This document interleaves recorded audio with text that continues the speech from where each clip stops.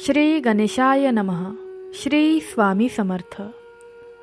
पुराणातील गणेश जन्माची ही कथा ऐकून तुझे डोळे पाणावतील, पण आजच्या दिवशी तू सर्व संकटातून, कर्जातून, दुःखातून मुक्त होशील आणि तुझी मोठी इच्छा पूर्ण होईल हे नक्की.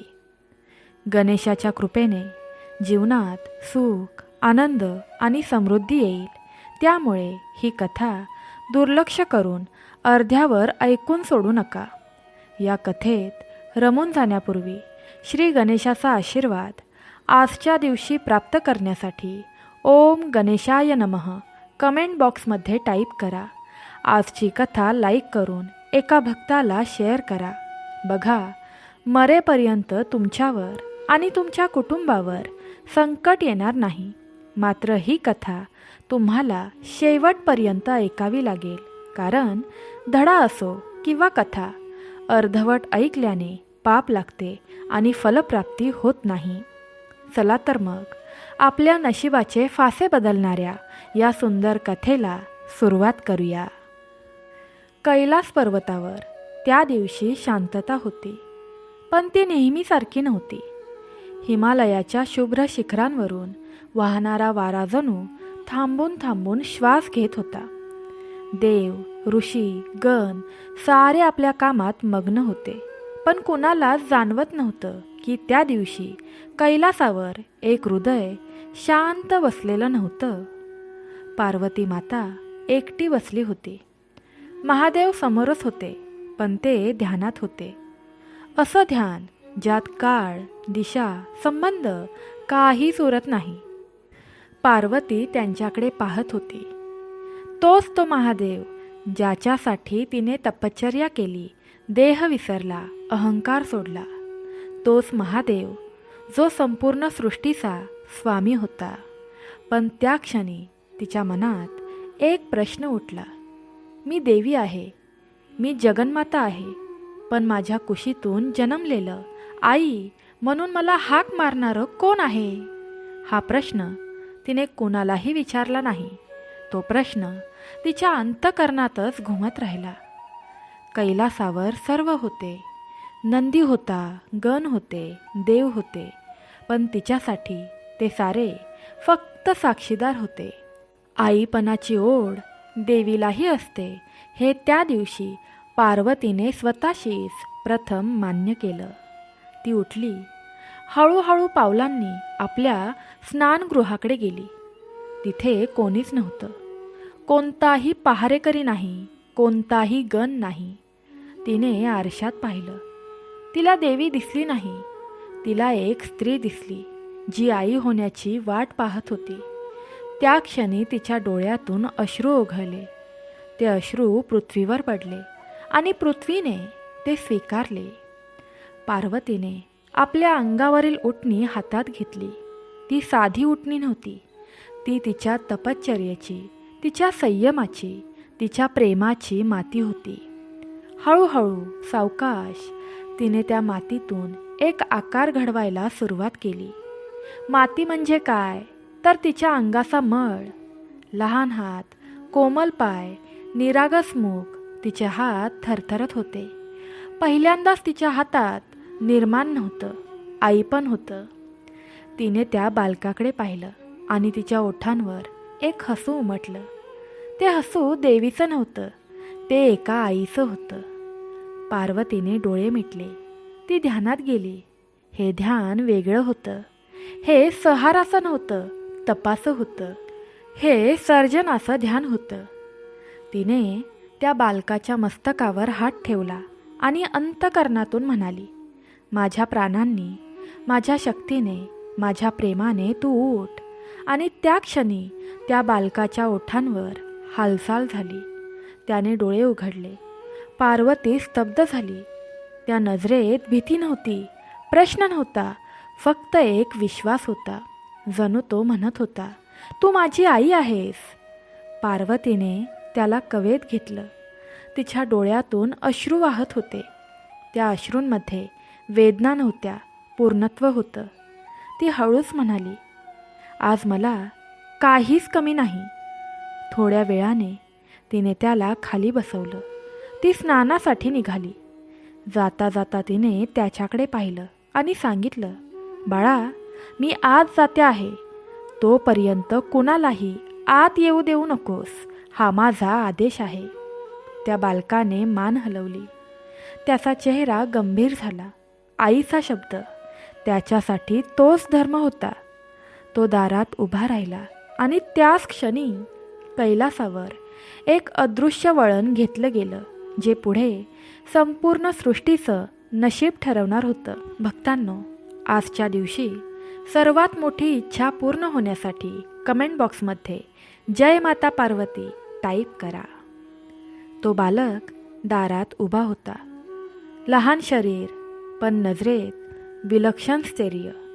आईचा शब्द त्याच्या कानात अजून घुमत होता, कोणालाही आत येऊ देऊ नकोस. त्याला हे माहीत नव्हतं की कोणी म्हणजे कोण. देव, दानव, महादेव हे शब्द त्याच्या आयुष्यात आलेच नव्हते. त्याला एवढंच कळत होतं की आईने सांगितलं आहे आणि ते पाळायचं आहे. कैलासावर महादेवांचे ध्यान त्यावेळी संपत आले होते. युगांच्या समाधीतून ते बाहेर येत होते. डोळे उघडताच त्यांच्या दृष्टीपथात सृष्टी पुन्हा दिसू लागली. त्यांनी शांतपणे उठून पार्वतीकडे जाण्याचा विचार केला. तो त्यांचा कैलास होता. तेथे कुणालाही परवानगी घ्यावी लागत नव्हती. महादेव पुढे चालू लागले आणि तेव्हाच पहिल्यांदाच त्यांच्या मार्गात कोणीतरी उभं होतं. तो लहानसा बालक, नग्न पायांनी दगडांवर उभा. डोळ्यात कोणतेही भय नाही. हात सरळ पुढे. महादेव थांबले. क्षणभर त्यांनी त्या बालकाकडे पाहिलं. त्यांच्या चेहऱ्यावर आश्चर्य होतं, पण राग नव्हता. ते शांतपणे म्हणाले, बाळा, बाजूला हो, मला आत जायचं आहे. त्या बालकाने मान हलवली, पण नकारार्थी. तो म्हणाला, आई आत आहे.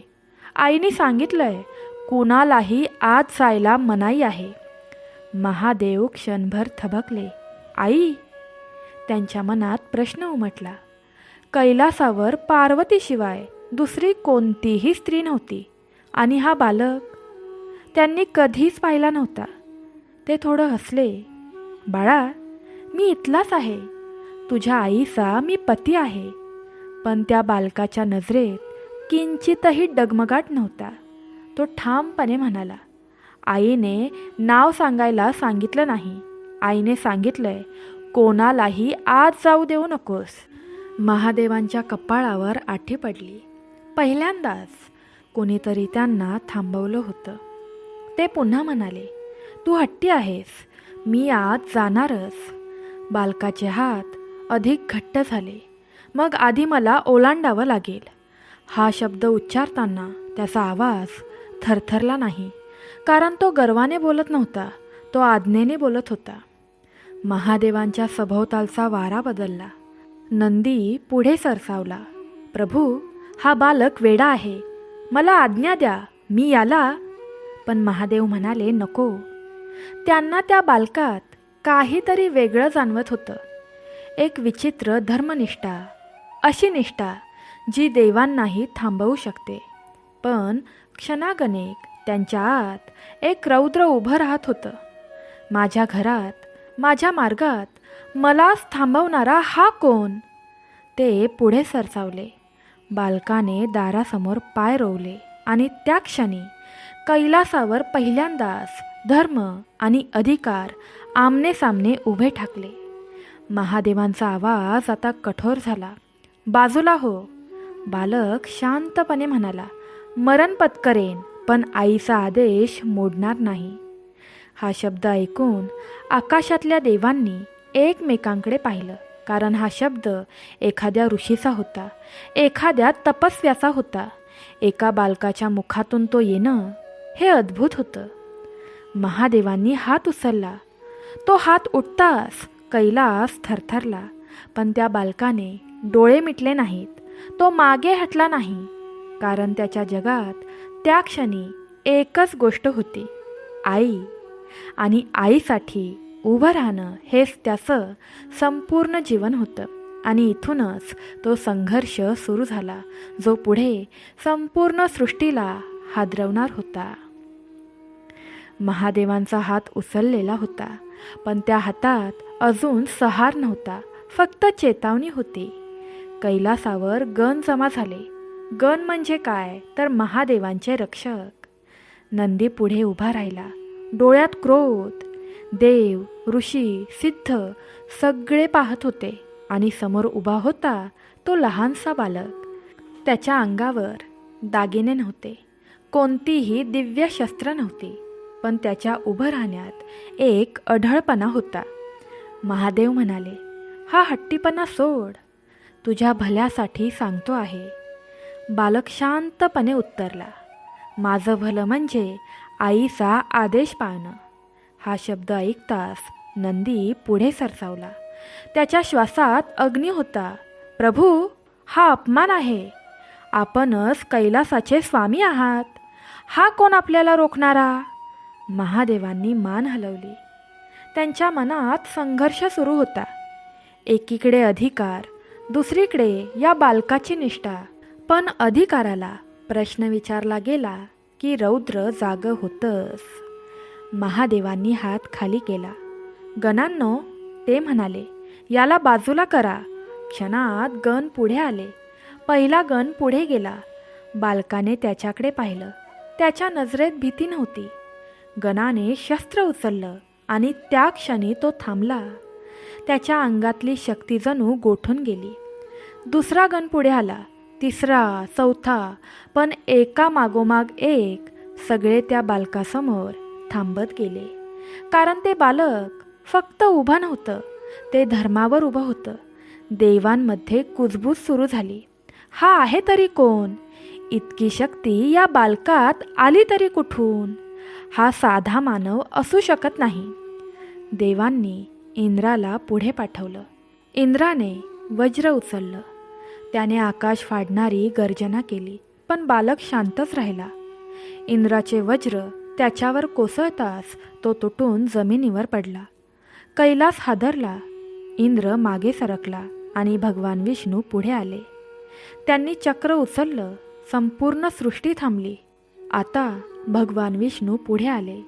चक्र उचललं गेलं आणि संपूर्ण सृष्टी थांबली. भगवान विष्णूंनी एकदा त्या बालकाकडे प्रेमाने पाहिलं आणि त्यांना काहीतरी जाणवलं. हा बालक फक्त शरीराने लहान आहे, ते मनात म्हणाले.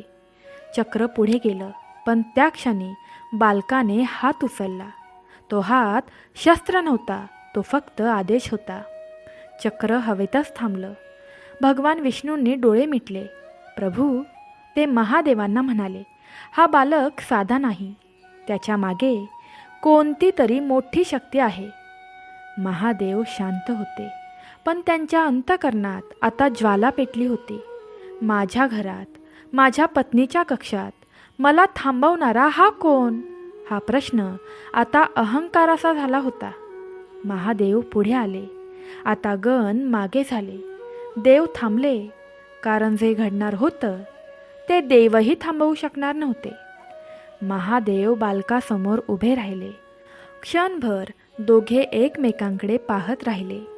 एकीकडे युगांचा स्वामी, दुसरीकडे जन्माला आलेला एक क्षण, पण त्या क्षणात धर्म होता.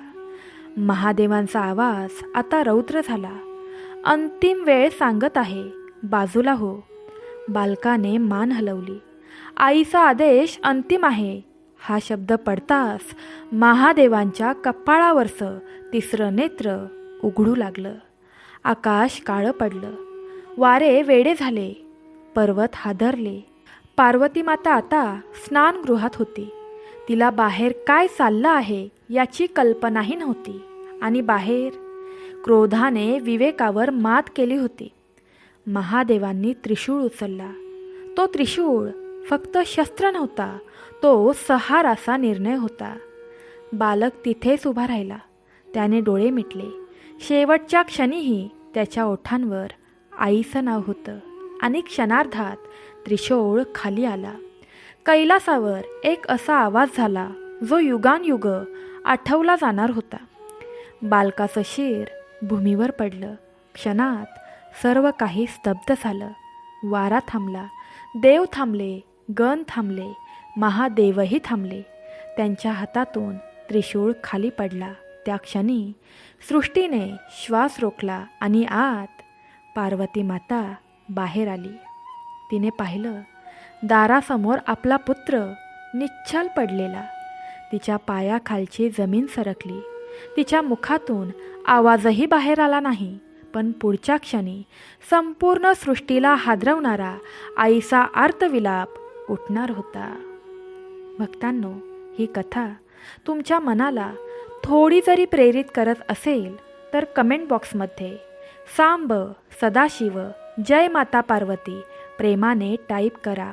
बघा, मरेपर्यंत तुमच्यावर विघ्न येणार नाही. पार्वती मातेचे पाय दारातच थांबले, कारण तिच्या नजरेसमोर जे दृश्य होतं ते तिच्या आयुष्याने कधीच पाहिलं नव्हतं. दारासमोर तिचा लहानसा पुत्र निश्चल पडलेला होता. त्याचं शरीर तिथे होतं, पण त्यात प्राण नव्हते. तिच्या डोळ्यांनी प्रथम हे मान्यच केलं नाही. तिला वाटलं तो झोपला असेल, तो थकून पडला असेल. ती पुढे गेली, त्याच्या अंगाला स्पर्श केला आणि त्या क्षणी तिच्या हाताला थंडावा जाणवला. आईचं हृदय हादरलं. तिच्या तोंडून पहिल्यांदा नाव बाहेर आलं, बाळा. पण प्रतिसाद शून्य होता. त्या क्षणी तिच्या छातीतून जो आवाज निघाला तो शब्द नव्हता, तो आर्त विलाप होता. तो असा विलाप होता की ज्याने सृष्टीचं संतुलन ढासळायला सुरुवात केली. पर्वत थरथरले, आकाशात ढग गोळा झाले, नद्या उसळल्या. देव भयभीत झाले, कारण त्यांनी देवीला कधीच अशा अवस्थेत पाहिलं नव्हतं. पार्वतीने पुत्राचं शिर उचलून आपल्या मांडीवर ठेवलं आणि तिच्या डोळ्यातून अश्रूंचा पूर वाहू लागला. मी तुला जन्म दिला, मी तुला आदेश दिला आणि मीच तुला वाचवू शकले नाही. हे शब्द तिच्या मुखातून निघाले आणि त्या शब्दात अपराधबोध होता, दुःख होतं आणि आईपणाचा आक्रोश होता. भक्तांनो, तुमचं देखील तुमच्या आईवर प्रेम असेल तर कमेंट बॉक्समध्ये हे परमेश्वरा, हे देवा, माझ्या आईला नेहमी सुखी ठेवा ही प्रार्थना करा. भक्तांनो, पार्वती मातेने महादेवांकडे पाहिलं. तिच्या नजरेत आता प्रेम नव्हतं तर ज्वाला होत्या. हा माझा पुत्र होता, ती म्हणाली. मी ज्याला माझ्या शक्तीतून घडवलं, ज्याने फक्त माझा आदेश पाळला आणि त्याचं शिर तुम्ही छाटलं. महादेव स्तब्ध उभे होते. त्यांच्या हातून त्रिशूळ खाली पडलेला होता. त्या क्षणी त्यांना उमगलं की त्यांनी संहार केला नाही तर धर्माचा भंग केला आहे. पार्वतीचा आक्रोश वाढत गेला. माझा पुत्र परत आला नाही तर ही सृष्टी मी नष्ट करीन. हा शाप नव्हता तर ठाम निर्णय होता. देव भयभीत झाले. ब्रह्मा, विष्णू, इंद्र सगळे पुढे आले. त्यांनी पार्वतीला शांत करण्याचा प्रयत्न केला, पण तिच्या डोळ्यात फक्त एकच चित्र होतं, तिचा पुत्र. महादेव पुढे आले. त्यांनी पार्वतीच्या चरणी मस्तक ठेवले आणि प्रथमच त्यांच्या मुखातून पश्चातापाचे शब्द बाहेर आले. मला क्षमा कर, मी तुझ्या मातृत्वाला ओळखू शकलो नाही. त्या क्षणी माता पार्वती थोडी शांत झाली, पण तिचा निर्णय बदलला नाही. ती म्हणाली, माझा पुत्र जिवंत झाला पाहिजे. देवांनी सल्ला केला. ब्रह्माने उपाय सांगितला की उत्तर दिशेला जाऊन पहिल्या जिवंत प्राण्याचं शिर आणावं, ज्याचा जन्म त्या क्षणीच झाला असेल. गण तात्काळ निघाले. संपूर्ण सृष्टी थांबून वाट पाहत होती. काही काळाने गण परत आले. त्यांच्या हातात हत्तीचं शिर होतं. तो हत्ती शांत होता, कारण त्याचा जन्म आणि मृत्यू दोन्हीही विश्वकल्याणासाठी झाले होते. महादेवांनी त्या शिराला बालकाच्या धडावर जोडले. त्यांनी आपल्या त्रिनेत्रातून अमृत समान प्राणशक्ती प्रवाहित केली आणि त्या क्षणी चमत्कार घडला. बालकाच्या छातीत श्वास हलला, हात हलले आणि त्याने डोळे उघडले. पार्वती मातेने त्याला घट्ट मिठी मारली. तिच्या अश्रूंनी त्याचं मस्तक ओलं झालं आणि त्या क्षणी ती फक्त देवी नव्हती, ती पुन्हा आई होती. महादेवांनी त्या बालकाकडे पाहिलं आणि घोषणा केली की आजपासून हा माझा पुत्र आहे. हा गणांचा अधिपती असेल, याचं नाव गणपती असेल आणि कोणतेही शुभ कार्य याच्या पूजेविना पूर्ण होणार नाही. देवांनी पुष्पवृष्टी केली. कैलास पुन्हा शांत झाला, पण त्या शांततेत आता एक नवीन देव जन्माला आला होता, ज्याचं मस्तक हत्तीचं होतं आणि हृदय आईचं होतं. भक्तांनो, तुमचं देखील तुमच्या आईवर प्रेम असेल तर कमेंट बॉक्समध्ये आई माझं तुझ्यावर खूप प्रेम आहे टाईप करा आणि तुमच्या आईला आजची कथा प्रेमाने शेअर करा. बघा, तुमच्या आईला भगवंत कायम सुखी ठेवेल. भक्तांनो, गणेशाने डोळे उघडताच कैलासावरचा श्वास पुन्हा सुरळीत झाला. देवांनी समाधानाचा निश्वास सोडला. पार्वती मातेने आपल्या पुत्राच्या कपाळावरून हात फिरवला आणि त्या स्पर्शात आईचं अखंड प्रेम ओसंडून वाहत होतं. महादेव शांत उभे राहून त्या नव्या मुखाकडे पाहत होते. ते मुख हत्तीचं होतं, पण त्यात भीती नव्हती, राग नव्हता. त्या डोळ्यांमध्ये गहन समज होती. जणू जन्मता क्षणीच त्याने सृष्टीचा भार स्वीकारला होता. पार्वती मातेने हळूच विचारलं, यालाच का हत्तीचं शिर? आणि त्या प्रश्नात तक्रार नव्हती, तर अर्थ जाणून घेण्याची ओढ होती. तेव्हा भगवान महादेव म्हणाले की हत्ती हे स्थैर्याचं, स्मरणशक्तीचं आणि विवेकाचं प्रतीक आहे. जो पुढे चालतो तेव्हा मार्ग तोडत नाही, तर अडथळे दूर करतो. मोठे कान म्हणजे ऐकण्याची क्षमता, लहान डोळे म्हणजे एकाग्रता, विशाल मस्तक म्हणजे व्यापक बुद्धी आणि वाकडी सोंड म्हणजे कठीण मार्गातूनही उपाय काढण्याची कला. या रूपात हा पुत्र फक्त देव राहणार नाही, तर प्रत्येक गृहस्थाचा मार्गदर्शक बनेल. देवांनी त्या बालकाला वंदन केलं आणि महादेवांनी पुढे जाहीर केलं की आजपासून हा प्रथम पूज्य असेल, कारण जो कार्य सुरू करण्याआधी बुद्धीला नमस्कार करतो त्याचं कार्य विघ्नांपासून सुरक्षित राहतं. त्या दिवशी देवांनी आनंद साजरा केला, कारण एका अन्यायातून न्यायाचा जन्म झाला होता. तो दिवस माघ महिन्यातील शुद्ध चतुर्थीचा होता आणि देवांनी त्या दिवशी या नव्या जीवनाचा उत्सव केला. पुढे ऋषींनी आणि भक्तांनीही त्या दिवसाला स्मरण रूपाने पाळायला सुरुवात केली, कारण त्या दिवशी मातृत्व जिंकलं होतं आणि विवेकाचा विजय झाला होता. म्हणून तो दिवस गणेश जयंती म्हणून ओळखला जाऊ लागला. काळ पुढे सरकत होता, युग बदलत जात होती, पण या कथेतला अर्थ बदलला नाही. भक्तांनो, या कथेच्या शेवटी गणपती बाप्पाला प्रसन्न करण्यासाठी कोणती सेवा केली पाहिजे, ज्यामुळे आपण सर्व संकटांपासून, सर्व दुःखापासून मुक्ती मिळवू शकू, यावर उपाय सांगितले आहेत. त्यामुळे आमच्यासोबत शेवटपर्यंत राहा. शेवटी सांगितलेले उपाय तुमचे जीवन बदलू शकतात, तुमची सर्व संकटांमधून सुटका करू शकतात. त्यामुळे ही कथा शेवटपर्यंत ऐकत राहा. भक्तांनो, काळ पुढे सरकत होता, युग बदलत जात होती, पण या कथेतला अर्थ बदलला नाही.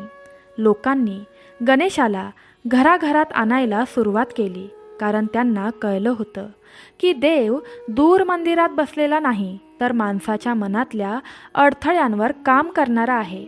म्हणून भाद्रपदात गणेश उत्सव सुरू झाला. गणेश जयंतीने आत्म्याला आठवण करून दिली आणि उत्सवाने समाजाला एकत्र केलं. एकाने आतला अंधार दूर केला, तर दुसऱ्याने बाहेरचा, आणि या दोन्हींच्या मुळाशी तोच बालक होता ज्याने आईचा आदेश पाळण्यासाठी मृत्यू स्वीकारला आणि पुन्हा जन्म घेऊन सृष्टीला मार्ग दाखवला. म्हणूनच जेव्हा भक्त गणेशाला स्मरतो तेव्हा तो फक्त संकट टळावं म्हणून नाही, तर स्वतःच्या बुद्धीला जागं करण्यासाठी करतो. कारण गणेश म्हणजे बाहेरचा देव नाही, तर आत उलगडणारी समज आहे. आणि जो हे समजून घेतो त्याच्या आयुष्यातील विघ्न आपोआप मार्ग सोडतात. भक्तांनो, गणेश जिवंत झाला होता, पण त्याच्या जन्मासोबत एक नवी जबाबदारीही जन्माला आली होती. कारण हा केवळ माता पार्वतीचा पुत्र राहिला नव्हता, तर संपूर्ण सृष्टीचा आधार बनला होता. देवांनी पाहिलं की हा देव युद्धाने नव्हे तर समजुतीने जिंकतो, शक्तीने नव्हे तर विवेकाने अडथळे पार करतो. आणि म्हणूनच देवसभेत एक प्रश्न उभा राहिला. हा गणांचा अधिपती झाला, पण याला सगळ्यात आधी पूजण्याचा मान का द्यावा? या प्रश्नाचं उत्तर कोणी भाषण देऊन दिलं नाही. ते उत्तर एका घटनेतून समोर आलं. काही काळानंतर देवांनी एक महान यज्ञ करण्याचं ठरवलं. सर्व देव एकत्र जमले. वेद पठण सुरू होतं. अग्नी प्रज्वलित झाला, पण यज्ञ काही सुरूच होत नव्हतं. मंत्र अपुरे वाटत होते. अग्नी पेटत नव्हता. देव आश्चर्यचकित झाले. ब्रह्मा, विष्णू, इंद्र सगळे प्रयत्न करून थकले. तेव्हा माता पार्वतीने शांतपणे विचारलं, तुम्ही सुरुवात कोणापासून केली? देव थांबले. तेव्हा महादेवांना त्या बालकाचं स्मरण झालं, ज्याने सुरुवात होण्याआधीच अडथळा बनून उभं राहणं काय असतं हे सृष्टीला शिकवलं होतं. भगवान महादेव म्हणाले, ज्या शक्तीने मला थांबवलं, ज्या बुद्धीने देवांना हरवलं, त्या शक्तीला वंदन केल्याशिवाय कोणतीही सुरुवात पूर्ण होऊ शकत नाही. त्या क्षणी गणेशाला आवाहन करण्यात आलं. त्याचं स्मरण होताच अग्नी प्रज्वलित झाला, मंत्र पूर्ण झाले आणि यज्ञ सफल झाला. तेव्हा देवांनी ठरवलं की जो देव सुरुवातीला अडथळा बनू शकतो तोच देव सुरुवातीला पूजला गेला पाहिजे. कारण सुरुवातीची दिशा चुकली तर शेवट कधीच गाठता येत नाही. म्हणून प्रत्येक शुभकार्यात, प्रत्येक पूजेत, प्रत्येक समारंभात गणेशाला पहिला मान देण्याची परंपरा सुरू झाली. ही परंपरा केवळ रूढी नव्हती, तर अनुभवातून आलेला नियम होता. काळ पुढे गेला. मानवाने देवांची नक्कल केली. त्यालाही जाणवलं की कोणतंही काम सुरू करताना आधी मन शांत झालं पाहिजे, बुद्धी स्थिर झाली पाहिजे. आणि म्हणूनच त्याने गणेशाला आधी स्मरण सुरू केलं. गणेश विघ्नांचा स्वामी म्हणून ओळखला जाऊ लागला, कारण तो विघ्न निर्माणही करतो आणि दूरही करतो. जो अहंकाराने पुढे जातो त्याच्यासमोर तो अडथळा बनतो, आणि जो नम्रतेने, समजुतीने सुरुवात करतो त्याच्यासाठी तो मार्ग मोकळा करतो. म्हणूनच कर्जात अडकलेला माणूस, चिंतेत बुडालेले मन, दिशाहीन झालेला जीव जेव्हा गणेशाला स्मरतो तेव्हा बाहेरची परिस्थिती लगेच बदलत नाही, पण आतली बुद्धी बदलते. आणि ती बदलली की मार्ग आपोआप सापडतो. भक्तांनो, श्री गणेशाला प्रसन्न करण्यासाठी कमेंट बॉक्समध्ये जय माता पार्वती प्रेमाने टाईप करा. भक्तांनो, गणेशाचे मोठे पोट म्हणजे जीवनातील सर्व अनुभव पचवण्याची क्षमता. त्याची शांत नजर म्हणजे संकटातही स्थैर्य. आणि त्याचं हास्य म्हणजे हे सांगणं की प्रत्येक अडथळ्याच्या मागे एक शिकवण लपलेली असते, आणि जो ती शिकवण स्वीकारतो त्याच्यासाठी विघ्नही वरदान बनतं. काळ पुढे सरकत होता आणि गणेशाचं रूप केवळ कैलासापुरतं मर्यादित राहिलं नाही. तो देवसभेत पूजला जात होता. तसाच हळूहळू मानवाच्या मनातही स्थिर होत गेला. ऋषींनी त्याचं तत्त्व समजून घेतलं आणि लोकांपर्यंत पोचवलं. ते सांगू लागले की गणेश म्हणजे केवळ संकट टाळणारा देव नाही, तर संकट समजून घेण्याची बुद्धी देणारा मार्गदर्शक आहे. म्हणूनच जेव्हा मनुष्य अडचणीत सापडतो, कर्ज वाढतं, घरात शांतता राहत नाही, मन सतत भीतीने ग्रासलेलं असतं, तेव्हा तो प्रथम गणेशाला स्मरतो. कारण गणेश बाहेरची परिस्थिती बदलण्याआधी आतली घालमेल शांत करतो. एकदा अशीच वेळ आली की मानवाने देवांना विसरायला सुरुवात केली. अहंकार वाढला. कामं सुरू होत होती पण पूर्ण होत नव्हती. नातेसंबंध तुटत होते. श्रम असूनही फळ मिळत नव्हतं. तेव्हा ऋषींनी पुन्हा गणेशाचं स्मरण करून दिलं. त्यांनी सांगितलं की प्रत्येक विघ्न म्हणजे शिक्षा नाही तर सूचना आहे आणि गणेश त्या सूचनेचा अर्थ समजावतो. म्हणून जो माणूस सकाळी उठून गणेशाचं नाव घेतो, जो कोणतंही काम सुरू करताना क्षणभर डोळे मिटून गणेशाचं स्मरण करतो, त्याच्या आयुष्यात अडथळे येत नाहीत असं नाही, पण अडथळे त्याला तोडत नाहीत. पार्वती मातेने आपल्या पुत्राला एक वर दिला होता की जो तुला मनापासून स्मरेल त्याच्या आयुष्यातील भीती तू शांत करशील. म्हणूनच मानसिक अस्वस्थता, सततची चिंता, झोप न येणं, निर्णय घेता न येणं अशा वेदनांमध्ये गणेशाचं स्मरण हळूहळू औषधासारखं काम करतं. महादेवांनी वर दिला होता की जो तुझ्या नावाने सुरुवात करेल त्याचं काम अर्धवट राहणार नाही.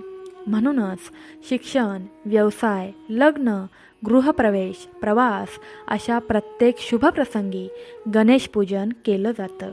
आणि लक्ष्मी मातेने आशीर्वाद दिला होता की जो गणेशासोबत प्रामाणिक श्रम करेल त्याच्याकडे दारिद्र्य टिकणार नाही. म्हणूनच कष्ट असूनही जेव्हा फळ मिळत नाही तेव्हा गणेशाची सेवा मनाला स्थैर्य देते. या सेवेत मोठमोठे विधी नसतात. कधीतरी फक्त प्रेमाने लावलेला एक दिवा किंवा कधीतरी गणेशाला प्रेमाने अर्पण केलेली दुर्वा.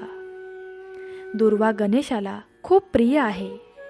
गणेशाला दुर्वा आवडण्याचं कारण हे अत्यंत साधं पण गहन आहे. दुर्वा म्हणजे हिरवट, लहान, साधे पण टिकाऊ, जसं भक्ताचं मन असावं, सोपं, शुद्ध आणि समर्पित. लहान आकार असूनही त्याची शक्ती अढळ आहे. त्याच्या टिकावामध्ये सृष्टीतील संतुलन दिसतं. आणि ज्याप्रमाणे गणेशाने जन्मता क्षणी आईच्या आदेशाचे आज्ञा पाळून अडथळ्यांवर विजय मिळवला, तसंच दुर्वा लहान असली तरी तिचा विश्वास आणि स्थैर्य गणेशाला आवडते.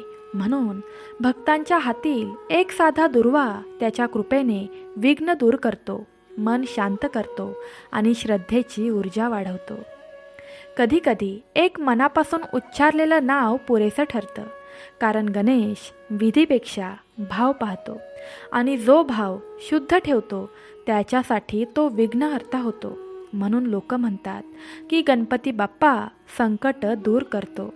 प्रत्यक्षात तो संकटाकडे पाहण्याची दृष्टी बदलतो आणि ती दृष्टी बदलली की मार्ग सापडतो. म्हणूनच हा देव इतका जवळचा वाटतो, इतका आपलासा वाटतो, कारण तो देवासारखा दूर नाही तर आईच्या पुत्रासारखा समजून घेणारा आहे. भक्तांनो, काळ जसजसा पुढे सरकत गेला तसतसं एक गोष्ट स्पष्ट होत गेली की गणेशाचा जन्म हा केवळ एक पौराणिक प्रसंग नव्हता, तो सृष्टीला दिलेला संदेश होता. आणि म्हणूनच ऋषीमुनींनी त्या दिवसाचं महत्त्व ओळखलं. ज्या दिवशी पार्वती मातेच्या ममतेतून, तिच्या शुद्ध संकल्पातून गणेश प्रकट झाला, तो दिवस सामान्य नव्हता. तो दिवस होता भाद्रपद शुद्ध चतुर्थीचा, चंद्राच्या वाढत्या कोवळ्या प्रकाशाचा, जिथे अंधार कमी होत होता आणि प्रकाश वाढत होता. ऋषींनी सांगितलं की जसा चंद्र वाढतो तसा माणसाच्या आयुष्यातही विवेक, बुद्धी आणि आशा वाढावी, म्हणून हा दिवस स्मरणात ठेवला गेला. म्हणून गणेश जयंती साजरी केली जाते, कारण हा दिवस केवळ देवाचा जन्मदिवस नाही तर बुद्धीच्या, विवेकाच्या आणि नम्रतेच्या जन्माचा दिवस आहे. ही गणेश जयंती वर्षातून एकदा किंवा दोनदा का साजरी केली जाते हा प्रश्न अनेकांना पडतो. त्याचं उत्तरही याच कथेत दडलेलं आहे. कारण माणूस वर्षभर कर्म करत असतो, चुका करतो, अहंकार वाढतो, विसरतो आणि वर्षातून एकदा किंवा दोनदा त्याला पुन्हा आठवण करून द्यावी लागते की सुरुवात कशी करायची, थांबायचं कधी आणि झुकायचं कुठे. म्हणून गणेश जयंती ही आत्मपरीक्षणाची वेळ मानली गेली तर गणेशोत्सव हा लोकांपर्यंत गणेश तत्त्व नेण्याचा मार्ग ठरला. घराघरात, रस्तोरस्ती, गावोगावी गणेश येऊ लागला, कारण देव मंदिरातून बाहेर यावा, लोकांच्या दुःखात सहभागी व्हावा, हीच भावना पुढे गणेश उत्सवात बदलली. आणि म्हणून एकाच देवाचा जन्मदिवस आणि उत्सव दोन वेगवेगळ्या रूपात साजरा होतो. एक अंतर्मुक्तेसाठी आणि एक एकात्मतेसाठी. आणि या सगळ्या प्रवासात गणेश भक्तांच्या अधिक जवळ येत गेला. तो जेव्हा जयंतीच्या दिवशी स्मरला जातो तेव्हा मन शांत होतं, आणि जेव्हा उत्सवात पूजला जातो तेव्हा समाज जोडला जातो. म्हणून दोन्ही परंपरा एकाच सूत्रात बांधलेल्या आहेत. आता ऋषींनी शेवटी एक गोष्ट सांगितली जी त्यांनी अनुभवली होती. त्यांनी सांगितलं की गणेशाला प्रसन्न करण्यासाठी मोठे यज्ञ लागत नाहीत. त्याला आवडते ते शुद्ध मन. सकाळी उठून ओम गंग गणपतये नमः हा नामजप 21 वेळा जरी केला तरी मनातील भीती कमी होते. 108 वेळा केला तर निर्णय क्षमता वाढते. दर मंगळवारी किंवा चतुर्थीला एक दिवा लावून गणेशाचं स्मरण केलं तर कर्जाची दिशा बदलू लागते. दुर्वा अर्पण करताना मनात एकच भावना ठेवावी की हे अडथळे पसवण्याची शक्ती मला दे. आणि ही शक्ती मिळाली की गरिबीही शिकवण बनते आणि चिंता मार्गदर्शक बनते. जो माणूस कोणतीही सेवा फलाच्या अपेक्षेने न करता शरणागतीने करतो त्याच्यासाठी गणेश हळूहळू मार्ग उघडतो. अचानक चमत्कार होतोच असं नाही, पण आयुष्य हाताबाहेर जात नाही. आणि हेच गणेश तत्व आहे. संकट दूर करायचं नाही तर संकटातून शहाणपण जन्माला घालायचं. म्हणूनच ही कथा इथे थांबत नाही. ती प्रत्येक भक्ताच्या आयुष्यात पुढे चालू राहते. जिथे जिथे गणेशाचं नाव घेतलं जातं तिथे तिथे एक नवी सुरुवात जन्माला येते. गणेशाच्या जन्मल्यापासून एकच गोष्ट स्पष्ट झाली. तो केवळ देव नव्हता, तो प्रत्येक भक्ताच्या हृदयात उभा राहणारा मार्गदर्शक होता. काळ पुढे सरकत गेला आणि लोकांनी लक्षात घेतलं की संकट फक्त बाहेरच नसतात. मनाच्या भ्रमांमुळे, अहंकारामुळे, चिंता आणि भीतींमुळे जीवनात विघ्न निर्माण होतात. म्हणूनच गणेशाला आधी स्मरण करणं महत्त्वाचं ठरलं. एक लहान मुलगा ज्या प्रकारे आईच्या आदेशासाठी संपूर्ण देवसत्ता थांबवू शकतो, तसाच प्रत्येक भक्त आपलं मन शुद्ध करून गणेशाचे स्मरण करताना अडथळे पार करू शकतो. भक्तांनी अनुभवून पाहिलं की जो सकाळी उठताच ओम गंग गणपतये नमः हा मंत्र उच्चारतो तो दिवस सुरळीत होतो. जो चतुर्थीला किंवा मंगळवारी दिवा लावून गणेश पूजन करतो त्याच्या घरात शांतता वाढते. जो नवे कार्य करताना प्रथम गणेशाला आवाहन करतो तो यशस्वी होतो. गरिबी, कर्ज, वैयक्तिक अडथळे, मानसिक चिंता हे सर्व विघ्न गणेशाच्या स्मरणाने, नामजपाने, साध्या सेवांनी हलकी होत जातात. आणि जो भक्त त्यांच्या स्मरणाने मनापासून केलेल्या सेवा, दुर्वा अर्पण, फळाची अपेक्षा न करता केलेला मंत्रजप या गोष्टी करतो त्याच्यासाठी श्री गणेश हळूहळू मार्ग उघडतो. जीवनातील प्रत्येक अडथळा शिकवण बनते, प्रत्येक विघ्न अनुभव देते आणि श्रद्धा, भक्ती व विवेक वाढवतो. त्यामुळे गणेश जयंती ही केवळ जन्मोत्सव नसून जीवनातील अडथळे ओळखण्याची, आत्म्याला जागृत करण्याची, बुद्धीला स्थिर करण्याची आणि भक्तांना संकटातून मार्ग मिळवून देण्याची परंपरा आहे. म्हणून आजही प्रत्येक पूजेत, प्रत्येक शुभ समारंभात पहिला मान गणेशाला दिला जातो. कारण ज्याच्याशिवाय सुरुवात योग्य होत नाही तो देव प्रत्येक अडथळ्यापुढे मार्गदर्शन बनतो. गणेश विघ्नहर्ता म्हणून आपल्यासमोर उभा राहतो आणि जो भक्त त्याच्या नावाचा, मंत्राचा, साध्या सेवांचा किंवा श्रद्धेचा आधार घेतो त्याच्या आयुष्यात अंधार हलकासा होतो, मार्ग सोपा होतो, भीती कमी होते आणि संकटांमागे लपलेली शिकवण समजायला लागते. हीच खरी कथा, हीच खरी शिकवण आणि हीच खरी देवतत्वाची गूढ शक्ती आहे, ज्यामुळे गणेश प्रत्येकाच्या हृदयात राहतो, प्रत्येकाच्या आयुष्यात मार्गदर्शक ठरतो आणि प्रत्येक भक्तासाठी सतत विघ्न दूर करणारा, सुख समृद्धी व शांती देणारा बनतो. अखेर या दीर्घ पौराणिक कथेतून आपल्याला एक अगदी स्पष्ट शिकवण मिळते. संकटे, अडथळे, कर्ज, चिंता, भीती हे सर्व बाह्यच नाही तर आपल्या मनातील अंधार आहेत. आणि तो अंधार फक्त श्रद्धा, भक्ती, समर्पण आणि विवेक यामुळे दूर होतो. गणेश ज्या प्रकारे आईच्या आदेशाला पाळून निर्भयपणे अडथळ्यांपुढे उभा राहिला आणि प्रत्येक देव, प्रत्येक गणापुढेही अढळ राहिला, तशीच आपल्या मनातील स्थैर्य, आपल्या निष्ठा, आपल्या भक्तीने विघ्नांवर विजय मिळवता येतो. प्रत्येक भक्ताने जाणून घ्यायला हवे की गणेशाला प्रसन्न करण्यासाठी मोठे यज्ञ, पैशाची वाहतूक किंवा जटिल विधी आवश्यक नाहीत.